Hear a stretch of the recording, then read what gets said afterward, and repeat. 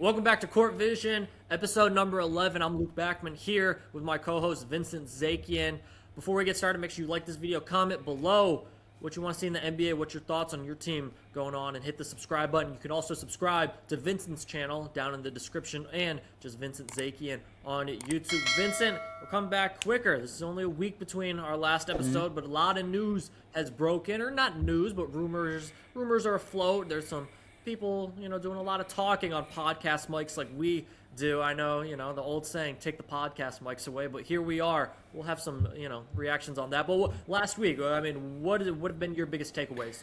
The trade news has been kind of the headline. We've got all these unhappy guards who used to be really good, and now we're not sure if they're that good. Obviously right after we recorded, Trey got traded to who we thought he would go to. We went to the Wizards. Now, there's going to be some LaMelo Ball smoke, I would imagine, at the trade deadline. And obviously the guy we're going to start the show with today is the main story. Bet, let's get started. That's Ja Morant. Ja Morant, he's been heavily rumored as of late. Before the season, both Vincent and I thought, hey, he could be a candidate. Vincent, I believe, correctly said that the Miami Heat, like all the way at the beginning, before the season started, would be the contender for Ja Morant. It certainly looks like the Miami Heat are. Heck, Ja Morant just bought a house in Miami, a $20 million house in Miami. Yeah. So it seems like he doesn't mind Miami. I know Shams said that I believe his agent told the Grizzlies that, hey, they want to be traded. It's time to go, or say something like that to that degree, And a video came out of them shoot around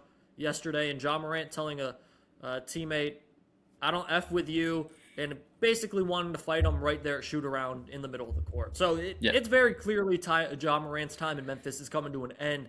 Vincent, just instant reaction. This is all, really spearheaded in the last week. And do you think it's kind of a quote unquote kind of everyone, is it an undone deal right now that he's going to the Heat, or are there other teams involved, or should the Heat make this trade? Just reaction to this all from the past week. Yeah, first of all, I want to give us credit for having our finger on the pulse of the league for 3 months now. We said this in the offseason that Miami's probably going to be in play for Ja, and boom. But also it doesn't take a genius to say, hey, Miami's going to be in play for this high profile player.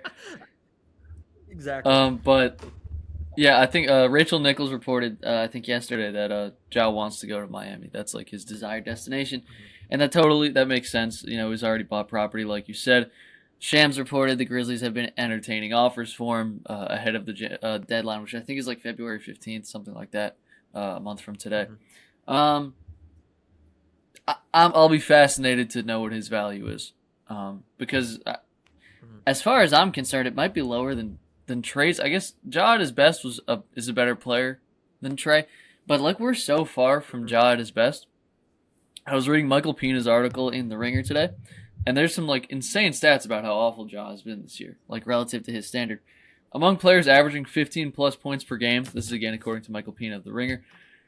Among players averaging 15 a game, Ja ranks dead last in true shooting percentage. He's at 19 points per game, which is the number he was at the season before he was most improved, when he jumped 8 points per game. He's back down to 19. And the Grizzlies have, when he is on the floor, 5.1 points below league average offensive rating, and a 1.1 when he's off the floor. Just it couldn't be clearer that they are better off without him. His athleticism seems to have peaked a couple of years ago, but that could just be due to injuries or something like that. Could come back potentially, but I think the big thing with Ja is just the effort isn't there, and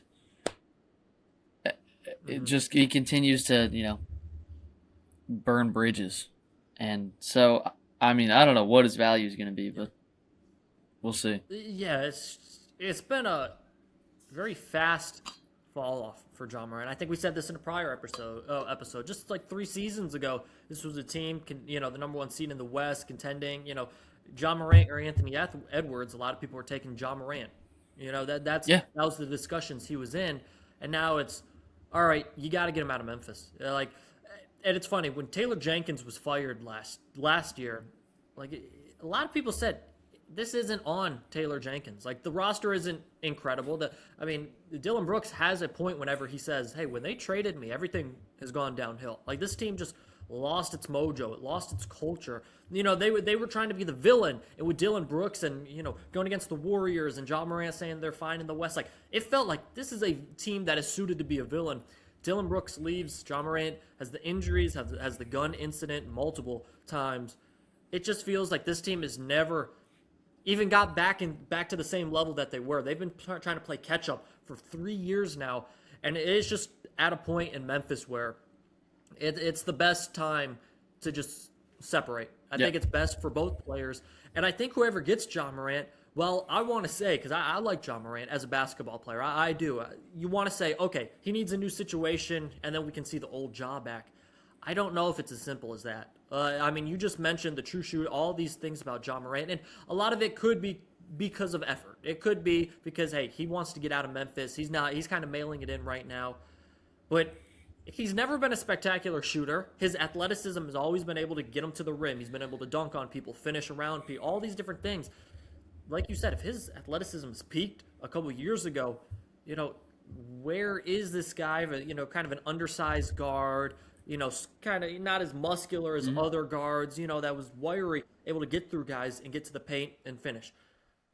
Is he able to get back to that most improved year? He was also a candidate for the MVP. It was like, why is he getting most improved when he could be legit getting MVP as well, top 4 or 5, whatever candidate he was. I think it's the best time for both sides. I mentioned the video. I think it was Vince Williams, or maybe he was one of the 3 guys in the video. It's just clear that Ja Morant does not want to be in Memphis. He wants to be out of there. He wants to be in Miami. Maybe Miami's good. We always hear about Heat culture. Maybe, hey, put it on Ja Morant, sick the Heat culture on Ja Morant, and maybe it could get a turnaround for him. But I don't know. As of right now, I would be scared to trade for Ja Morant, not because of the person, but because I don't know what I'm getting in return as a player. We got to. It's the same thing, ironically, with Zion. If the athleticism is diminished at all, what is he as a player? And honestly, I would understand it with Ja. Like, I'd be really frustrated if I was one of the best, 5 athletes in the league, and all of a sudden I went through some injuries and some suspensions, and now I can't jump or burst like I used to be able to. And maybe I'd lash out at some people too, but what we have now is a really scary situation for Memphis. Memphis is gonna have to.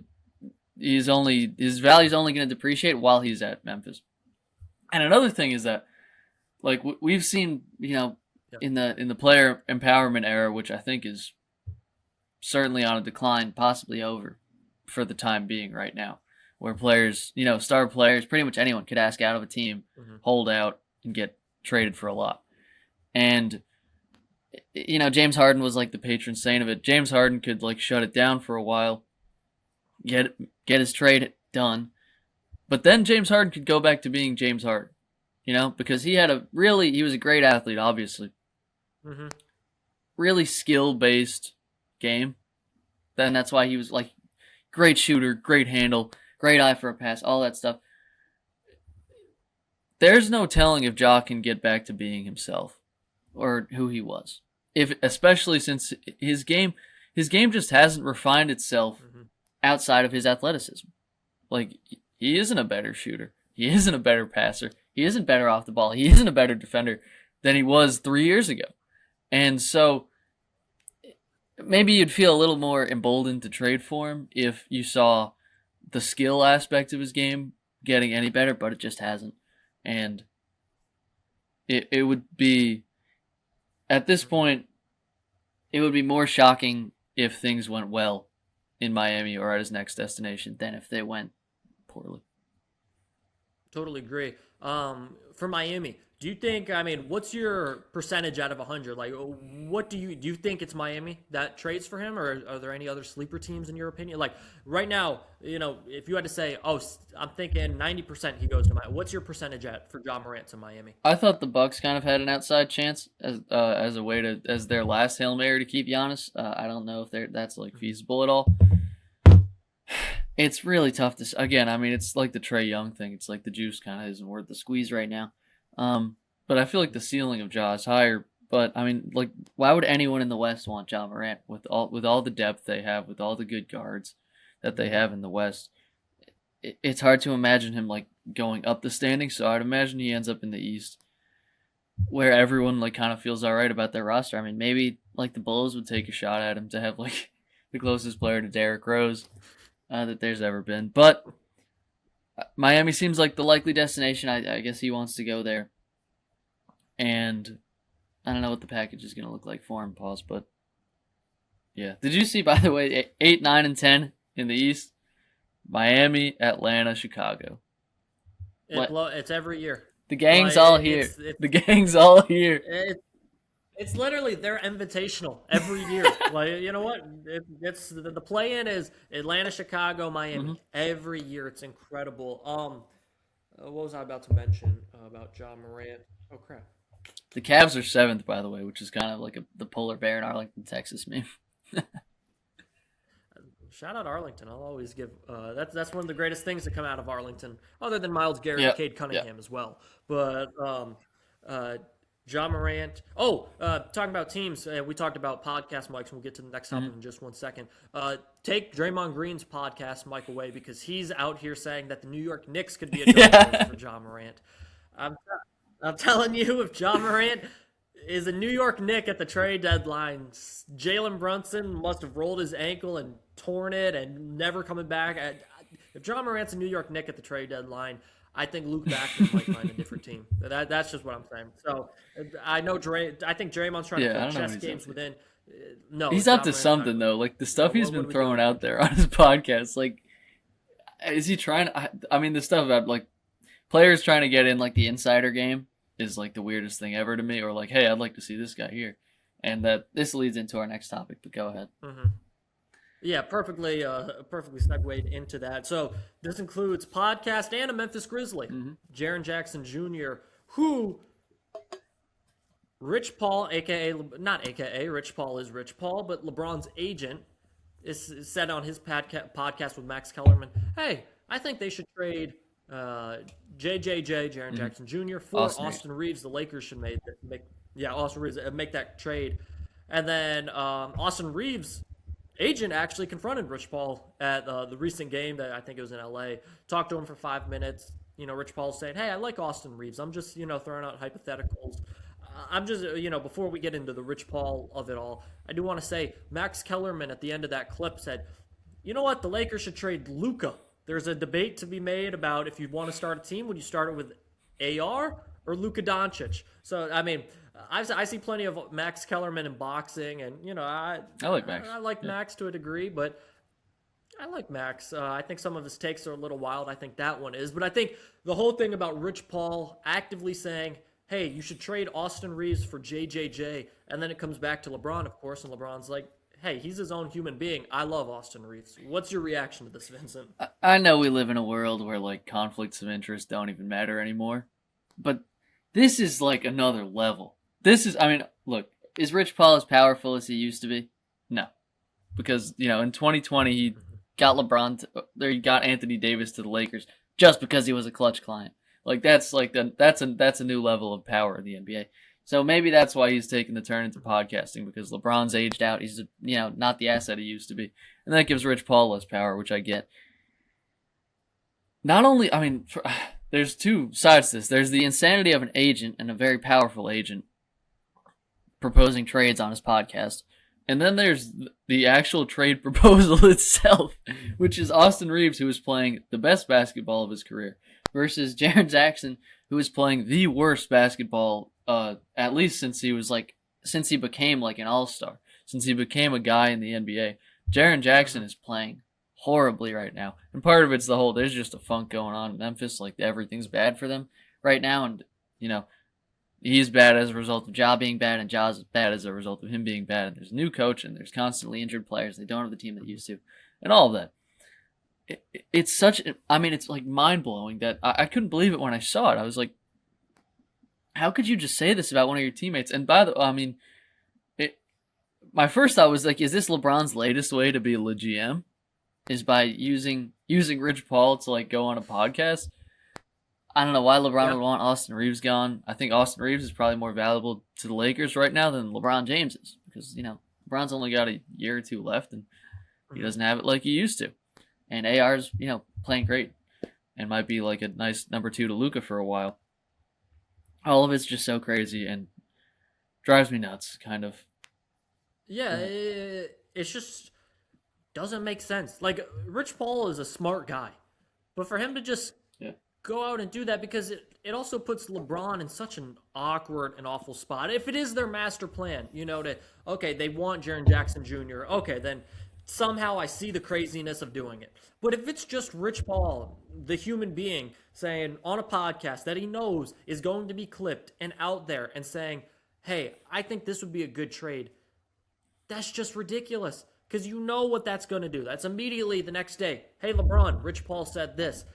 Austin Reaves, Rich Paul said this. Jaren Jackson Jr., Rich Paul. Like, it doesn't make sense to me. And the trade just doesn't make sense at all. Like, you said it perfectly. It doesn't make sense. Imagine Austin Reaves not on this team. Like, this Lakers team. How many wins would be taken away from their record right now? Like, a few. I mean, Austin Reaves kind of helped keep this team afloat when LeBron was injured, when Luka was injured at the start of the year.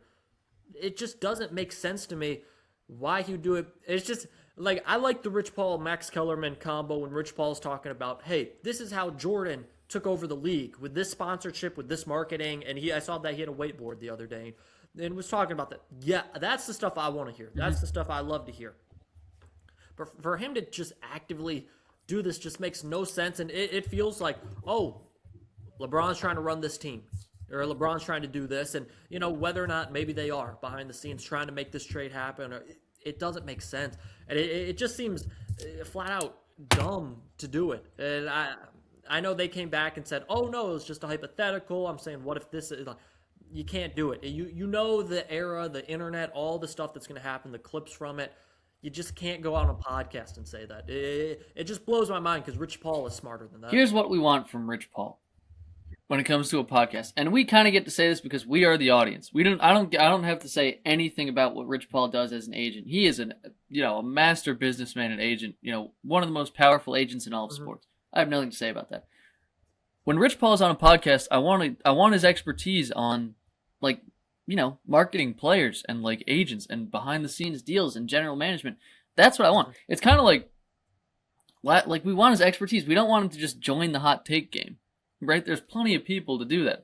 We're kind of doing it, but it's kind of the same thing when Tom Brady, started out at Fox, and it's like, hey man, we want your specific insights as to what makes like great quarterbacks or great football players. We want that's why you're here. You're here to be you. You're not here to like give takes or just prop everybody else up. By the way, Brady's come around a lot. I was at the Eagles game over the weekend, but I saw a clip from the broadcast where he's demonstrating how to throw in the wind. And it's like, this is it. This is exactly what we got Tom Brady for. This is adding value to a broadcast, and I love the clip, and I love Brady in it. I don't know why Rich Paul is like submitting himself to this. And this can be a great sports show with Max Kellerman if they really lean into his expertise. Let Max do the take thing. Max has been, he was on ESPN radio for 15 years, and then he was on Sports Nation and First Take. Like, he is great at doing that. Yep. When like the first week the podcast came out, I've been following it along. I haven't really listened that much. I've seen a lot of the clips. Rich Paul was talking about he wanted to see Patrick Mahomes be the quarterback of the Dallas Cowboys. Like, what kind of like pipe dream hot take founded in zero research? It's just like, I'd like to see this. That's not what we want from Rich Paul. As an audience, if he wants to be in the media, it's fine. It's kind of a weird conflict of interest, especially when you're talking about trading players. But so it is, I suppose. Yeah, last thing on this, you put it perfectly. Your hot take guy on that podcast is sitting across from you. That's Max Kellerman. So when Kellerman says, hey, if I was the Lakers, I would look to trade Luka. That's where I want to hear Rich Paul step in and say, hey, you can't trade Luka because the contracts here don't match. This is, what teams would take him, and his insight onto that. Whether or not, he has a say in Luka being traded, no. But you want to hear, okay, this is kind of the mind of an agent, and a team why they would or wouldn't trade Luka or any other player. Not Rich Paul himself saying, and let me get the clip, hey, the Lakers should make this trade. And you know the relationship. You know what people are already thinking about LeBron and you with any team he's on about making trades. It just can't happen. And, I'm not saying that's not their entire show, right? They Right. they have some nice clips. I like some of the stuff they do. But then that's the stuff, when you say that, that's going to be clipped everywhere and be everywhere. You just can't do it. Moving on. Can I just Another give a real player quick take that on Max? could be Can I give traded. a really quick take on Go Max? ahead. Go ahead. I Yes, please. understand the Iguodala thing. I'm like the only one who gets it. Okay, yeah. I feel like I'm the only one who gets it because it's been memed to death. Everybody lost context. When Max gave that Iguodala take, that I want Iguodala more than I want Klay Thompson Yeah. or Steph Curry shooting a three. Martian's got the laser beam pointed at the. He said it. He gave that take the day after Iguodala hit a game icing three in the NBA Finals against the Raptors. I think it was Game 5 to keep the Warriors alive. I think in Toronto. Okay. So it was kind of a prisoner of the moment take, but I totally understood it, and I haven't forgotten the context, and I just want that out there because I feel like he gets killed for that, and it's not as egregious a take as it seems to me. I always liked Max, so I'll stand up for the guy. I like Max too, and I'll say this quickly about Max. I like Max. Yeah, I'm me glad Max is finally back in front of a microphone. It's ridiculous what ESPN and Stephen A. and First Take kind of did to him. They kind of just threw him under the bus. I think that he had a no-compete clause. They got rid of him. Basically, you can't do anything. So that's what happened. I'm happy to see Max is back. I'm happy to see Max in boxing. I do feel like Max is trying to make up for a little lost time. I feel like some of his takes have been, let me get my name out. Let me put, hey, this is my take. I've seen it in boxing a little bit, some of the things he said. It's like, Max, do you even really believe this? So, again, I love to see Max back. I do think he's trying to make up a little for lost time, but I'll be interested to see how the I thought the combo of Kellerman and Paul was pretty cool. I thought that when they did it, good idea. I think, hey, it's still a good podcast, whatever. It's still good if you want to watch it, whatever. Just, hey, Rich Paul and Max, you got to be a little smarter. You know what people are going to, cling to. Just a little crazy what Rich Paul said about AR and JJJ. Moving on, Giannis. We've talked about Giannis a million times. We both don't think he's getting traded this trade deadline. I'm still saying he does not. Vincent, are you still of that nature? Yeah. Exactly. So it does look like things in Milwaukee are getting tense. Giannis the other day, Bucks are down 30 at halftime. Do you remember who they were playing? I'm trying to. I think it was their last game. I can look it up. But as I do, Bucks are down like 30 at halftime. Teams boo. The fans are booing. They're just booing Giannis and the team, letting them know, hey, this is ridiculous. This is what are we doing here? Giannis comes out in the second half. He gets like an and one. Oh, it was the Timberwolves. Yeah. Timberwolves. He gets an and one. Again, they're still down 30. Giannis, kind of puts his thumbs down, boo this, or kind of gets up, looks at the stands, said, boo this. Just going back at the fans. Things are not good in Milwaukee. It looks like this is a man ready to leave. It looks like, Milwaukee, they love Giannis. They're mad at their team for being bad. They're not mad at Giannis personally. But it looks like it's time in Milwaukee. Your reaction to the whole boo me, boo this, all this going on in Milwaukee, Vincent? I understand where Giannis is coming from because Giannis is like, hey man, I'm like the best player in franchise history, or at least since Kareem. Why would you ever boo me? Like, players sometimes feel like the fans owe them a little bit. I'm generally pro boo guy, which is no surprise. I'm a Philadelphia fan. They boo a lot. Teams get booed a lot. Good teams get booed a lot. The Eagles got booed, a lot this past weekend against the 49ers. Even we won the Super Bowl last year, but hey, like late in the season, we had a game where we were down at halftime and they got booed. It's just kind of what it is. I think fans have a right to boo in general. Fans are the reason for the team's existence, for the team's profitability, for the reason the players get paid. They fill the stadium. They are what makes sports great. So I generally support fans booing, and I kind of don't like it when people look down on fans for booing a bad product. And generally, fans are pretty smart, pretty well read, especially the ones that are in the building, especially if you're in the building for a small market team like Milwaukee or Minnesota. Not the smallest market, but Mm-hmm. So usually they have reason to boo, and usually it's effort related. Usually it just seems like fans can tell Mm-hmm. when things just aren't, when players aren't giving their best, when coaches aren't putting them in positions to succeed.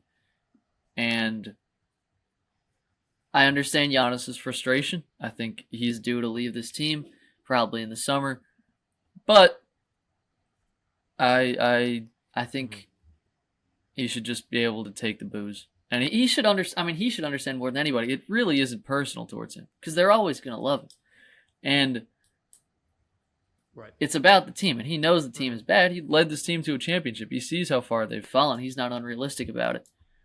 I would imagine, at least behind closed doors. But he's standing up for himself and his teammates, and I understand that. But I'm pro boo Mm-hmm. on this podcast. I'm in total agreement with you. I think when your team's playing bad, even if they're good, I mean, the Knicks the other week got booed in Madison Square Yeah. Garden, and they're the 2 seed in the East. Well, yeah, you were playing bad. You deserve to get booed. It's not like if you're down 5 points, it's ridiculous if you get booed. But when you're down 30, and you said it perfectly, it's effort. When it doesn't look like these guys are putting in effort, and it's just like we're kind of mailing this game in. That's when the boo deserves to happen. I think it's just frustrations for Giannis. I think everything you said is perfectly. He understands this team is not good. I mean, he wouldn't be wanting to be traded if this team, was good. He understands it. He realizes I'm most likely going to have to finish the next 4 or 5 months with this team in Milwaukee. This is kind of to a degree a lost season for me. And then I'm going to have to, then I'm going to leave. At the end of the day, his jersey's going to be retired. He's going to get a statue in Milwaukee, but the time has just come to an end. And I think, it's going to be unfortunate for Giannis when he does. I mean, he's going to look back and say how much he loves Milwaukee. I think right now it's just, hey, I'm doing everything I can for this team. These other guys, I'm not throwing them under the bus, but we just can't win with these guys. It is what it is. Whenever I see people boo, I always think back to the Julius Randle when he went boo back and basically F you to the Knicks fan a couple years ago, Knicks fans in general. No. It never works well for the player. I understand when the player's angry and he says, hey, this is ridiculous. You shouldn't do that. I understand that. But at certain times, you got to see the whole picture. You got to understand. This is a team that won a championship 4 years ago. Their best player is about to leave. He clearly wants out of Milwaukee, and they come to a game, and the Minnesota Timberwolves are blowing them out by 30 at halftime. Not at the end of the game. Not things haven't gotten crazy at halftime. People pay hard-earned money to see these games. I'm fine with fans booing. Just unfortunate in Milwaukee. It seems like sooner rather than later, we're going to get the official request, and we're going to have teams. All right. Here's our top leaders. And if he doesn't, so if he doesn't get traded, what it is, chances are he'll just shut it down for the rest of the season, and the Bucks will try to get a good pick, and he'll just focus on getting in shape for whichever his next team is, and I'm alright with that. Yeah, I agree. I think we could have seen a mysterious injury for Giannis appear, in the last 2 months of the season. Some back-related thing. Yeah. 1,000,000%. We talked about him last podcast. Ben Simmons special. What else you got, Vincent? I'm trying to think. Any results that have happened? Well, Anthony Davis is going to miss a lot of time now, which is a huge deal because he is, someone who we expect to get traded. I pushed it out there last week, and the reporting kind of followed my hypothesis that he might end up. I thought he might be in the trade deal, but it looked like the Hawks were circling, no pun intended, to swoop in, pun intended, and get Anthony Davis to make him kind of the centerpiece along with Jalen Johnson. And I really like the idea of that. Now he's hurt and out for a while, which is part of the game with the street clothes. But I don't know. This could have serious. I think it's gonna back some teams away from wanting to trade for him. But it also means his value is as high as it's gonna be. It's a depreciating asset. He's in his 30s and getting older. The line's going like this. So the Mavs want to get him out as soon as possible, and this is hurting their ability to get him out as soon as possible. So I think that's noteworthy. Is it crazy for me to say that I'm kind of over the Anthony Davis saga and the trade saga? I mean, like, I saw Shams earlier this week. He was going back and forth. Oh, he's having surgery. He's missing this amount of time. Oh, no, wait. He actually doesn't want surgery. Oh, no, he could, he's going to have surgery, but he'll be back by playoffs, so he could still be Yeah. traded. 80, commenting under tweet lies or something. Like, to me, none of this really moves me. Like, if this Yeah. was 4 years, if this was when he was traded to the Lakers, yeah, I'd be all over it. I'd be okay. This is a NBA seismic size change. Excuse me, that could happen. Nowadays, it's like I think I said this last podcast. I got to see it to believe it at this point with AD. Like I got to see him on the court. I got to see him lead teams to wins. I'd love to see him in Atlanta with Jalen Johnson, like you said. That'd be incredible. I'd love to see him in a few plays, but like I got to see it. I can't just be like, oh yeah, if he gets traded, this team's immediately in title contention. I just don't see it with AD. Like if he gets traded, he gets traded. I'm just not going to, hold my breath on every, detail that's coming. If he gets traded, he gets traded. If he has to get surgery, he has to get surgery. I'm kind of, to a degree, a little over the Anthony Davis, the AD trade watch at this point. If it happens, it happens. I just don't know what to expect with this guy. I agree. I think we're still, and in the media, still kind of victims of just this bygone era of superstardom. Like, remember, like the 2019 offseason when every big player was moving. That's when every media outlet just doubled down on breaking news reporters, and like they were like, "This is the future." The superstar era has kind of changed a lot, and the trade market certainly changed a lot. With the second apron, it kind of reminds me of like when Aaron Rodgers has been changing teams post Packers, like going to the Jets and then going to the Steelers, and everyone's, the media is like blasting it at you, all the updates and stuff. They're like, "Hey, this is a big deal. Here's 4-time MVP, Super Bowl champion, future Hall of Famer Aaron Rodgers." And the reality is it isn't that big a deal. He's like the 16th best quarterback in the league right now, and he's just changing teams. And, it's not going to put anyone over the top. We saw that this week with the Steelers and whatever. It's kind of just coasting off name recognition. And AD is still a good player who contributes and still, awesome defensively. But it doesn't mean what it used to be. And so the amount of pub it gets in this like breaking news economy is it's a little oversaturated, I would say. So I agree with you. Yeah, perfectly put. I think, for a long time it was the name. Oh, this name. I think it's kind of diminished with the super teams. We've seen some of these older super teams, like all the names of these guys, and then it's like, heck, look at the Clippers this year. Scary hours. Exactly. James Harden, Kawhi Leonard. Heck, you could have thrown Paul George in there when he was there. You can do all these different things.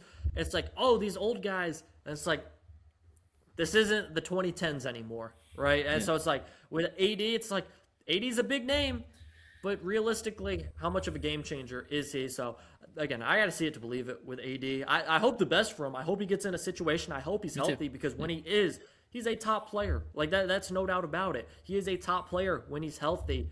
But now, as the injuries pile up and the age gets up there, it's like, time is coming to an end for AD, and I want to see him put something together. But again, I have to see it on the court before I get hyped up for it. I feel for him a little. I'm like, after the Lakers won the title, consensus was LeBron's going to turn the keys over to him, and he's going to be the face of the Lakers for the next 7 years. And injuries got in the way.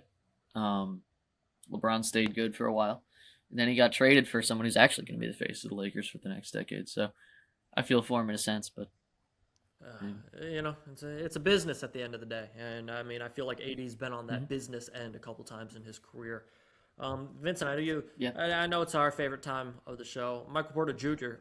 What you got for MPJ this week? I got something too I'll mention, but what you got for MPJ? I just saw, I was looking for something. I couldn't really find any quotes this week, but I came across on Instagram a clip of Jeff Teague's podcast when they are reacting to Michael Porter Jr. talking about his vices versus his brother John Tay's vices. Do you remember this? Yeah. And he's like,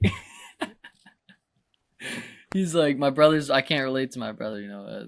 My brother's vices was gambling, and I don't have that. So obviously he's like defending his public image as well by kind of putting his brother down. And then he just takes it up a notch and he goes, "Yeah, my vice My vice is women. Man, I just can't. I can't. I can't get enough. It's like, all right, so basically, you just went on a podcast and said, my brother's broke, going to jail, can't stop gambling. I can relate to him because women love me. Oh, It's just one of the greatest quotes. It was one of the funniest clips of all time. And I don't know. I my just lord! It ties in. I think I saw a video, or it's rumored. The face wasn't shown, but it was rumored that Michael Porter Jr. was doing a TikTok with Ice Spice earlier. Oh. This week. So it's like the women, MPJ's maybe loving Brooklyn and New York. A little bit. He's calmed down though. He's calmed down. We were talking about this a little off air. We hope Michael Porter Jr. kind of gets traded to a contender this year. That'd be fun because he's putting up all-star minutes, numbers with the Nets. I'd love to see MPJ with a legit team again. Yeah, apparently Golden State's out on they were the rumored team. They just made a lot of sense because he kind of plays like Klay Thompson light, or light version of prime Klay Thompson. At least he's better than Klay now, but it just would have made a lot of sense because you wouldn't have to have the ball in his hands very much. It would be just a lot of movement, shoot, use your length. But doesn't look like that's going to happen. Although Jonathan Kuminga, maybe a little 3-team deal. Kuminga now wants out, so. That's something that slipped my mind for half a second. That was talked about today. Came out. Kuminga wants out. It seems like this should have happened. I can't believe they re-signed. He re-signed with the Warriors this offseason. I mean, granted, his agent want ridiculous money for him. Yeah. I think a report came out actually a little after the initial report of Kuminga wants out, that Steve Kerr didn't want to draft Kuminga. He instead wanted to draft Franz Wagner, or Wagner, whatever. Wagner. His last name, whatever. Franz Wagner, right? That's who Steve Kerr wanted to draft, and I believe that was 2021. Vincent, I feel like Kuminga's been one of those guys. He's been one of the biggest what ifs. Like, what if he gets actual minutes? Can he be a star? He kind of got some in the playoffs, and he dropped 40-something, I think, against the Rockets or against someone last year. I forget who they played. Or the Timberwolves, I think. I mean, are there any teams that you're like, oh, I want to see Kuminga on? What's your reaction like? Or is this kind of just, again, another year of, all right, if the Warriors trade him, they trade him. I thought I've been throwing a lot of guys into trades for the Hawks because of Trae Young and what that's kind of freed up for them. And he kind of makes a little sense with the Hawks with all their just rangy athlete tweeners that they have. And so I thought that kind of made a little sense. I mean, the Warriors have screwed up so royally. The way they've used these draft picks. I mean, this is a years long story now, but they had these awful years between when KD left and when they got healthy in 2022 and put together a championship run, and they had top picks in those years. And they got James Wiseman and Jordan Poole and Jonathan Kuminga, and everyone was like, "Ooh, the young Warriors." And now it's none of them have panned out. And Kuminga has turned into a decent player. Nope. And they need to trade him. And he wants to get traded, and they kind of need to trade him to get more assets to kind of push things toward the future. And they're just lighting great Steph Curry seasons on fire, and it kind of hurts to see.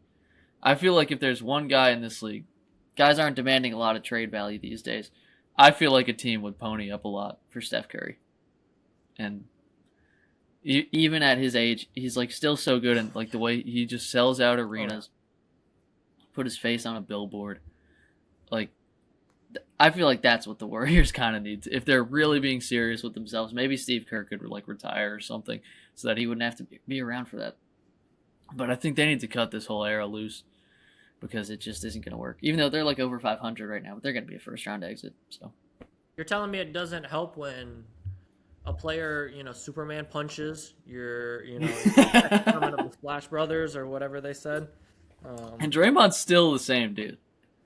He's still causing problems and getting suspended. I mean, you just little got sick update. of it. I totally forgot there's a game in Berlin happening right now. I know by the time this video comes out, it will not matter. But Memphis is up Oh, yeah. 37-23 against Orlando. Berlin, I mean, when we were talking about the Ja Yeah, Morant that's right. shoot-around, that happened in Berlin. Like, I mean, that happened in Berlin yesterday. Um, Yeah. Ja's a DNP today, by the way. that's what I was looking for. I was like, So he looked good in the video where he's not on the court in the game.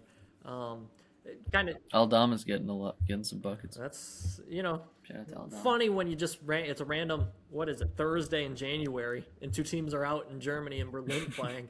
I was like, okay. They didn't promote this at all. No, I just it's an Amazon. It's on Amazon Prime right now. Like I have not seen any of this. Like, oh, we got a game in Berlin. I'd love to tune in, and I might, it's the end of the first quarter. I might, after we wrap up here, and just see what's the venue, what's the crowd looking like in Berlin for this game. Before we do wrap up, anything else you got, Vincent?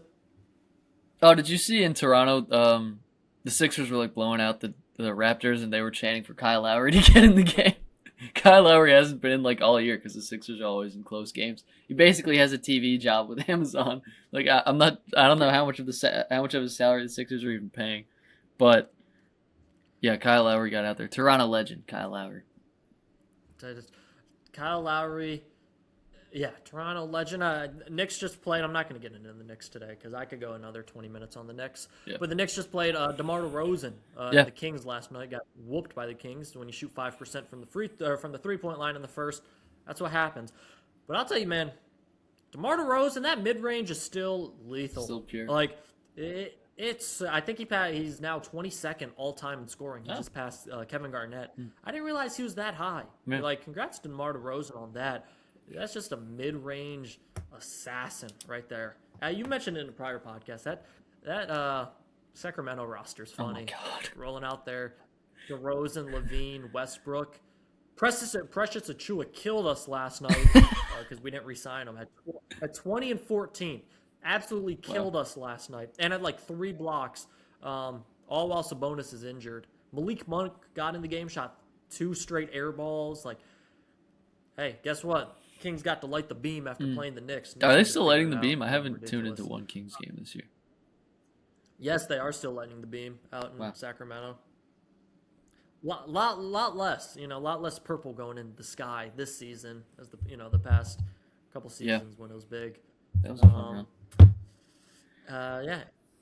Anything else you got? I mean, there was a match fixing scandal in college basketball going. They arrested like 20 people today, so that's feels important. The gambling scandals just keep piling up. Yeah, I saw college and like Chinese Basketball Association was also involved with it. So, I wonder how Terry Rozier is doing. I do wonder how Terry Rozier is doing. And also, I'll give props to this, and we can close on this because this is a little random. But Knicks played Portland the other night. Finally, they were able to get a win, but they beat Portland. Tiago Splitter. I'll give him props. He stepped in for Chauncey Billups after Chauncey Billups got taken by the FBI at 5 a.m. on like the third game of the year. Yep. And he's done a solid job in Portland. Like, they had a 5-game win streak coming into that season. No, they're not going to make a, they might flirt, with the 10 seed, but they're not going to make a run. But, man, they played that game without Scoot Henderson, without Jeremy Grant. Obviously, Dame Lillard's out for the year, and without a couple other players. And they're a fun, scrappy team. I'll give Tiago Splitter some credit. I think, Portland, if they haven't already extended him, I think he should be their full-time coach. He's done a good job on, very short, short-term notice, that he was going to become the head coach after Chauncey Billups is snatched up by him. Denny Avdija props to lives at the free throw line. Exactly. The free throw line's a little crazy for him, but Portland. Shout out to Tiago Splitter. I always think of when LeBron blocked him. Everybody does. I know he had other moments, but that one sticks to my memory. Hey, I think that's all we got here for Court Vision. Will be an interesting next couple weeks, next week or so, to see whether or not these trades, like a Ja Morant, like a Kuminga, if anything heats up on the Giannis front. I think it's Ja Morant is really the one that, if we see a player traded, I think it's Ja Morant very soon. Mm-hmm. I totally. think, is that how you feel as well, Ja Morant? Yes, absolutely. Oh Oh, my bad. Wi-Fi is going in and out. You're my fault. I think that's the Wi-Fi telling us it's time to pack it up. But I appreciate. We talked bad about podcasts. Maybe the podcast gods are saying, "Hey, we're gonna make it as awkward as it can be to end your episode." It is what it is. Shout out to Cam and Mason, other podcasts. We'll throw all the podcasts in. But appreciate everyone tuning in to Court Vision. Again, I'm Luke Backman. This is Vincent Zakian. Subscribe to Vincent at his channel. He's going crazy covering the NFL at Vincent Zakian. It's in the description. You see it above us. Subscribe to Backman Sports. Like this video. Comment below. Who do you think is going to be traded next? Hey, this has been Court Vision. That's all we got. See you next time. Peace.